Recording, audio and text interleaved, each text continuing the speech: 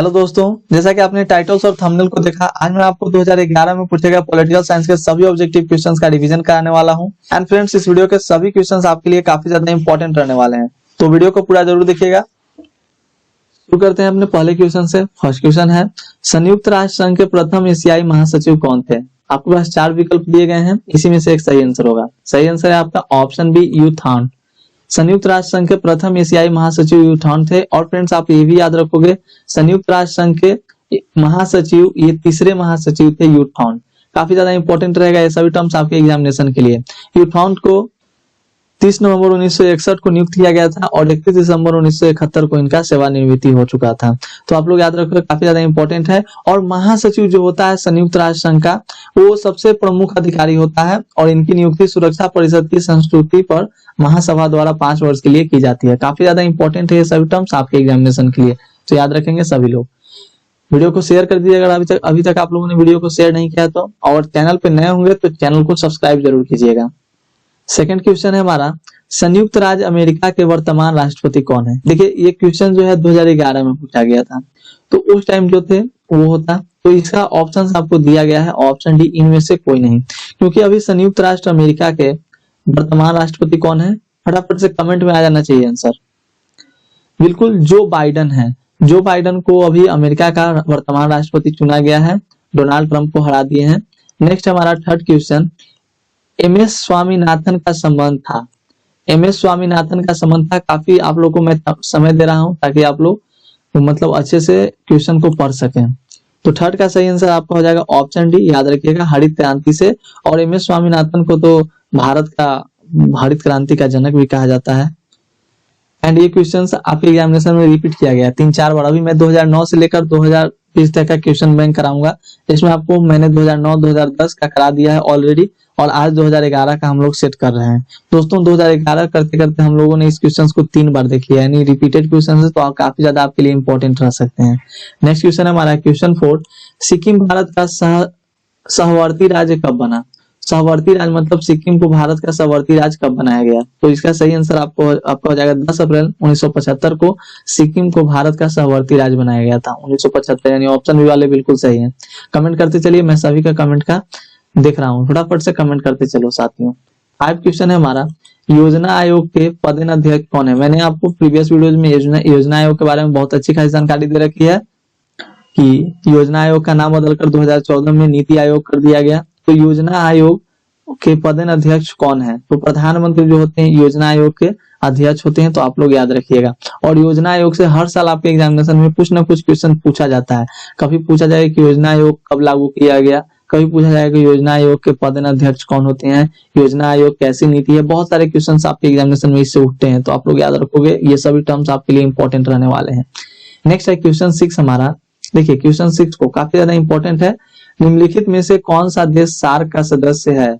SAARC का सदस्य देश, मैंने आपको सार्क यानी सार्क का फुल फॉर्म होता है SARC होता है, तो south Asian association for regional corporation, SAARC, आप लोगों को मैंने बताया भी था। तो south Asian association for regional corporation में कौन सा देश सदस्य है? तो सबसे पहले आप लोग याद रखोगे, भारत ही हमारा जो है वो सार्क का क्या है, तो सदस्य है। सार्क देशों में भारत की भी गिनती होती है और भारत भी ऑलरेडी सदस्य है, तो ये ऑप्शन डी आपका सही आंसर हो जाएगा। नेक्स्ट हमारा क्वेश्चन 7, भारतीय राष्ट्रीय कांग्रेस की पहली महिला अध्यक्ष कौन थी? थोड़ा सा यहाँ पर क्वेश्चन आप लोग को नजर नहीं आ रहा होगा, यहाँ पर स्कैनिंग प्रॉब्लम है। तो भारतीय राष्ट्रीय कांग्रेस की पहली महिला अध्यक्ष कौन थी? तो याद रखिएगा, एनी बेसेंट भारतीय राष्ट्रीय कांग्रेस की पहली महिला अध्यक्ष थी। 7 का सही आंसर आपका ऑप्शन ए हो जाएगा। नेक्स्ट है आपका क्वेश्चन 8, विश्व महिला दिवस कब मनाया जाता है? देखिए, रिपीटेड क्वेश्चन है। अगर आप 2009 से लेकर 2009 और 2010 के सेट को आप लोगों ने देखा होगा, तो ये क्वेश्चन आपको देखने को मिला होगा। तो ये रिपीटेड क्वेश्चन है, आप लोग ध्यान में रखोगे, काफी ज्यादा इंपॉर्टेंट रह सकता है आपके एग्जामिनेशन के लिए। सही आंसर आपका हो जाएगा 8 मार्च को।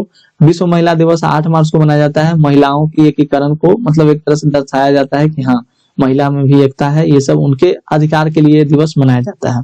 नेक्स्ट है क्वेश्चन 9, निम्न में से कौन एक देश नहीं है? सिंपल सा क्वेश्चन है जी, निम्न में से कौन सा एक देश नहीं है? म्यांमार देश है ही, भारत ऑलरेडी जहां पर हम लोग रह रहे हो, भारत हमारा ही देश है।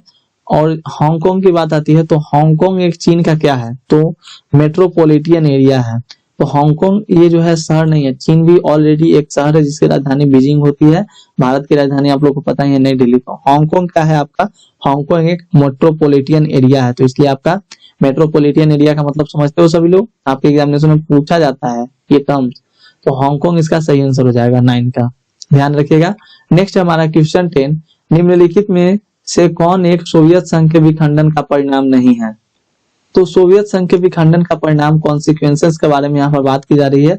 तो 10 का आपका सही आंसर ऑप्शन डी हो जाएगा। याद रखिएगा मध्य पूर्व में संकट, मध्य पूर्व में संकट। मैं ऑप्शंस को नहीं पढ़ रहा हूँ क्योंकि आप लोगों के ऑलरेडी बुक में सभी क्वेश्चंस हैं, क्वेश्चन बैंक में हैं। मैं केवल आप लोग को आंसर टिक आउट कराते चल रहा हूँ ताकि आप लोग देख सको कि आपकी तैयारी कितनी अच्छी है, कितना आप लोग अभी तक तैयारी कर चुके हो, क्योंकि अब आपके एग्जामिनेशन में एटलीस्ट 1 मंथ बचे हुए हैं। तो अगर ज्यादा से ज्यादा बात की जाए तो 35 डेज होंगे, तो आप मतलब 1 महीने समझिए। तो अब आपके पास केवल 1 महीने हैं एग्जामिनेशन के लिए। तो अगर आप तैयारी अच्छे से करते हो तभी आपके अच्छे खासे मार्क्स आ सकते हैं। क्वेश्चन नंबर 11 है हमारा। देखिए क्वेश्चन 11 को, यूरो क्या है, रिपीटेड है जी। आपने पिछले वाले वीडियो में इस क्वेश्चन को देखा होगा, इसलिए इंपॉर्टेंट रह सकता है आपके एग्जामिनेशन के लिए। यूरो क्या है तो याद रखिएगा। और यही नहीं, जो क्वेश्चंस नहीं भी रिपीटेड है और प्रीवियस ईयर में है तो वो आपके लिए काफी ज्यादा इंपॉर्टेंट बन गया। कैसे कहते हैं जान का जोखिम बनना, तो वो सभी क्वेश्चंस आपके जान के लिए जोखिम बन जा रहा है, तो उसे आप लोग याद करते चलोगे। यूरो क्या है तो 11 का सही आंसर आपका हो जाएगा ऑप्शन सी, यूरोपीय संघ के सदस्यों की मुद्रा। मैंने इसके बारे में आपको अच्छी खासी जानकारी दे रखी थी कि कितने यूरोपीय संघ थे, वहां से कितने लोग सदस्य इसके यूरोपीय संघ की मुद्राओं को यूरो का उपयोग करते हैं। नेक्स्ट है क्वेश्चन 12 हमारा, निम्नलिखित में से किस देश ने खुले द्वार की नीति अपनाई। तो खुले द्वार की नीति अपनाई थी आपके बहुत ही शातिर जो आपका देश है, जहाँ के आदमी भी होते हैं, हांगकांग करते रहते हैं। तो option D is the right answer, चीन।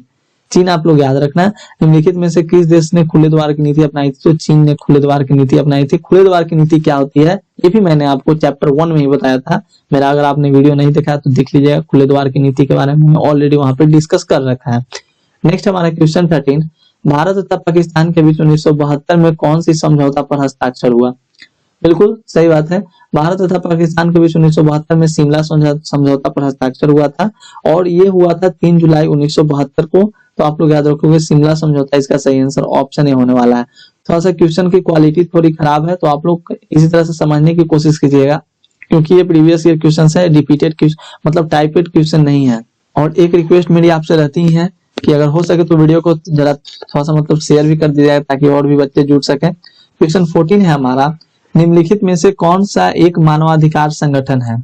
तो मानवाधिकार संगठन कहने का मतलब ही होता है सच में मानव के अधिकारों का एक संगठन। तो एमनेस्टी इंटरनेशनल के बारे में मैंने आपको जानकारी दी थी। एमनेस्टी इंटरनेशनल क्या होता है, तो एक अंतरराष्ट्रीय स्वयंसेवी संस्था है, तो ये मानवाधिकार संगठन से रिलेटेड ही होगा। तो यानी option B is the right answer. Interpol, WHO जानते हैं, world health organization, UNICEF, United Nation, international children emergency fund. 15 number है हमारा, वर्तमान में संयुक्त राष्ट्र संघ के महासचिव कौन है। देखिए ये 2011 का क्वेश्चन है, उस टाइम पूछा गया था। तो यानी आप लोग इस तरह समझ सकते हो कि पॉलिटिकल साइंस में आपके करंट अफेयर्स भी आ सकते हैं। करंट अफेयर्स तो आप लोग ध्यान में रखिएगा, बिहार के मुख्यमंत्री कौन है, भारत के प्रधानमंत्री कौन है, भारत के राष्ट्रपति कौन है, पहले राष्ट्रपति कौन थे, उपराष्ट्रपति कौन है। तो ये सब आप लोग आसानी से दिमाग में रख के जाइएगा, क्योंकि ये सब क्वेश्चन पूछे जाएंगे, और ये सभी क्वेश्चन होते हैं जो बेसिक क्वेश्चन होते हैं, और बेसिक क्वेश्चन आपको पूछे जाएंगे। ऐसा नहीं कि आपको इसका सिलेबस में होना अनिवार्य है, बेसिक क्वेश्चंस आपके एग्जामिनेशन में पूछ दिए जाते हैं, तो आप लोग इसकी तैयारी पहले से ही करके जाओगे। तो वर्तमान में संयुक्त राष्ट्र संघ के महासचिव कौन है, तो याद रखिएगा अभी हमारे जो है एंटोनियो गुटरेस हैं, एंटोनियो गुटरेस। लेकिन उस टाइम पे वानकी मतलब कौन थे, कोई भी हो, 2011 का हमें पता भी नहीं, तो इनमें से कोई नहीं, आपका डी आंसर हो जाएगा, इनमें से कोई नहीं। अभी मुझे पता है अभी का एंटोनियो गुटरेस है।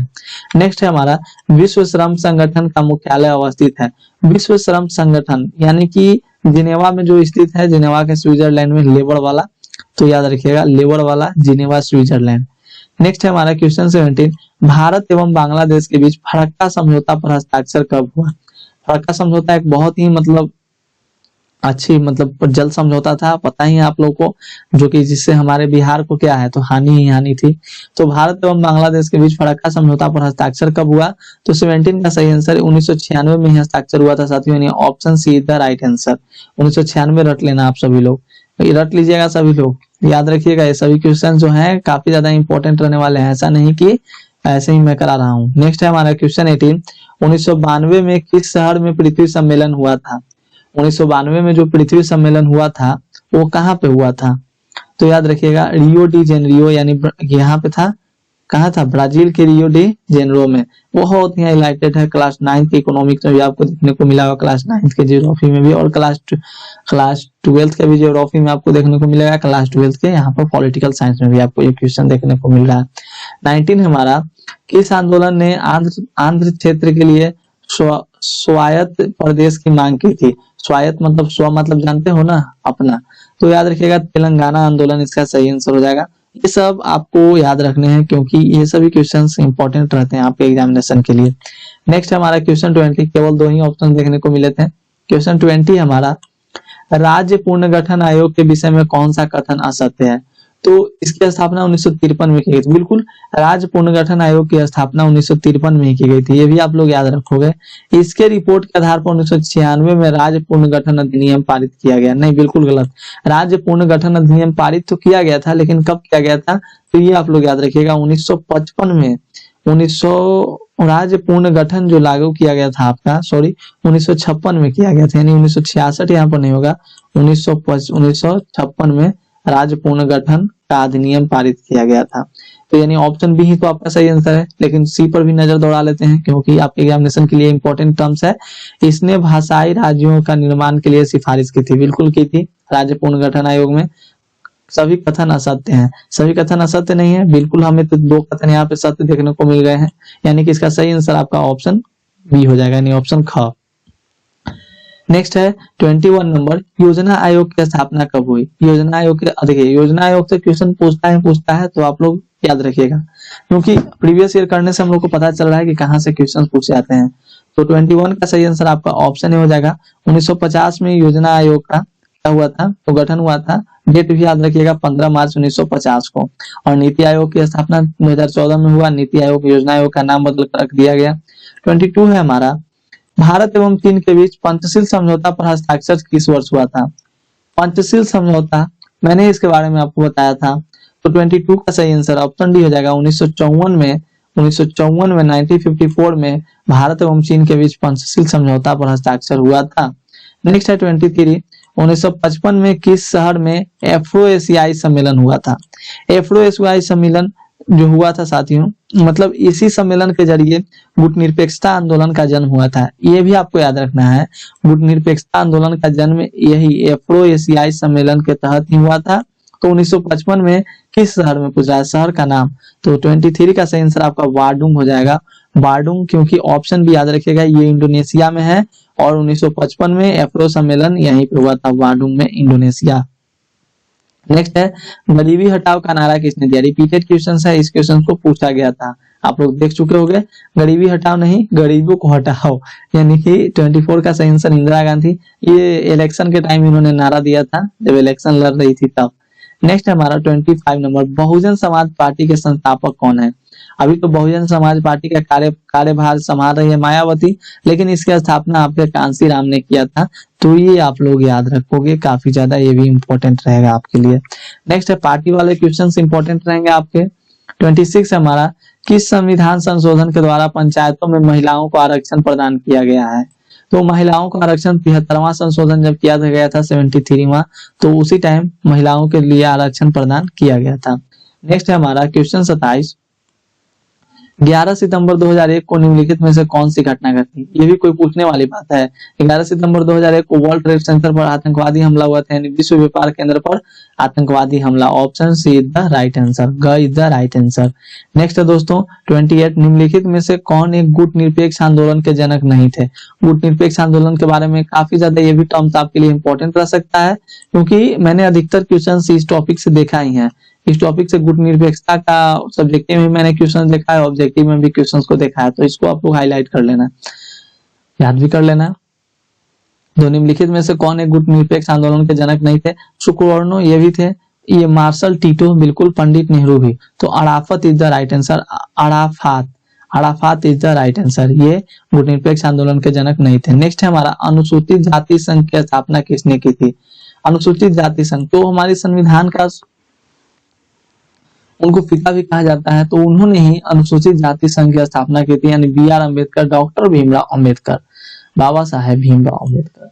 नेक्स्ट हमारा 30 नंबर, ताशकंद समझौता पर कब हस्ताक्षर हुआ था? ताशकंद समझौता, ये भी काफी ज्यादा इंपॉर्टेंट टर्म्स है आपके लिए साथियों। तो 30 का सही आंसर आप लोग याद रखोगे सभी लोग। ताशकंद समझौता पर हस्ताक्षर कब हुआ था? तो 11 जनवरी 1966 को, यानी कि option A is the right answer, 1966 is the right answer. Next हमारा क्वेश्चन नंबर 31, किस देश ने सुरक्षा परिषद में सर्वाधिक बार निषेधाधिकार का प्रयोग किया गया? निषेधाधिकार का प्रयोग किया, तो सबसे जो है ज्यादा बार निषेधाधिकार का प्रयोग किसने किया था दोस्तों? तो आप लोग याद रखिएगा। चलिए फटाफट से एक क्वेश्चन आप ही लोग बता दीजिए। तो 31 नंबर का क्वेश्चन का आंसर आप लोग नीचे कमेंट में कमेंट करके बताइएगा, और जिसका कमेंट सबसे पहले आएगा मैं उसके कमेंट को पिन कर दूंगा, ताकि उनके कमेंट को सभी लोग देख पाएंगे। जिनका कमेंट सबसे पहले रहेगा मैं उनके कमेंट को पिन कर दूंगा, और सही आंसर को पिन करूंगा। आप लोग फुल लिखिएगा कि 31 का राइट आंसर हो जाएगा आपका चीन या फ्रांस या संयुक्त राज्य अमेरिका या रूस, इस तरह से लिखिएगा। 32 है हमारा, निम्नलिखित में से कौन सा एक देश नाटो का सदस्य है? नाटो का सदस्य, मैंने नाटो के बारे में जानकारी दी थी ना, नाटो के बारे में मैंने आपको बताया भी था।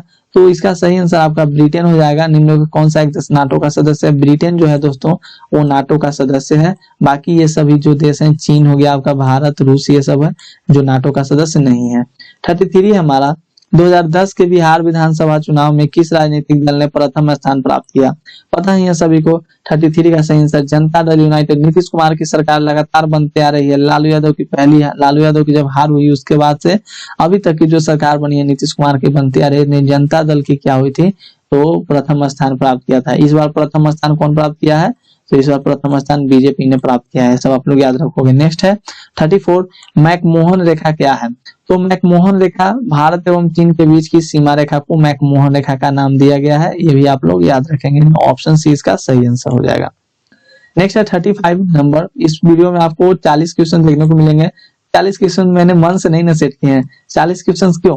बिकॉज 40 क्वेश्चन से ना पूछा गया था, तो 40 क्वेश्चन का इन्हें प्रैक्टिस करेंगे हम लोग। नेक्स्ट है हमारा, संयुक्त राष्ट्र संघ की स्थापना कब हुई?